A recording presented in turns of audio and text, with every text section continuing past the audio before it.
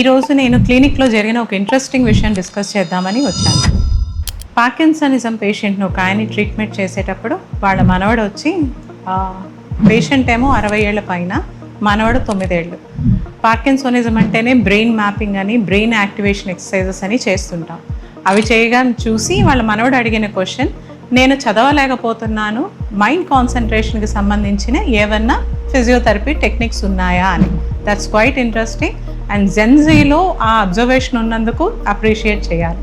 So coming to the point, ఏంటి అని అంటే బ్రామరీ అనే టెక్నిక్ ఉంటుందండి, బ్రీతింగ్ టెక్నిక్ యోగాలో నేర్పిస్తాను. అదేంటంటే వేగస్ నర్వ్ రిలీజ్కి హెల్ప్ అవుతుంది. బ్రామరీ వల్ల స్ట్రెస్ పోతుంది, ఫోకస్ పెరుగుతుంది. సరే, ఫోకస్ వచ్చింది కరెక్టే. కంటిన్యూటీ ఆఫ్ రీడింగ్ అనేది ఎలా డెవలప్ చేయాలంటే అందరూ గుర్తుపెట్టుకోవాల్సిన బేసిక్ విషయం ఏంటంటే, ఎండొచ్చినా వానొచ్చినా ఏమొచ్చినా గంట సేపు ఏదో ఒక పుస్తకం చదివే అలవాటు పెట్టుకోండి చిన్నతనంలోనే. అది ఎలాగా, కంపల్సరీ సబ్జెక్ట్ పుస్తకాలే అవనవసరం లేదు, ఒక స్టోరీ బుక్స్ ఏవో ఒకటి.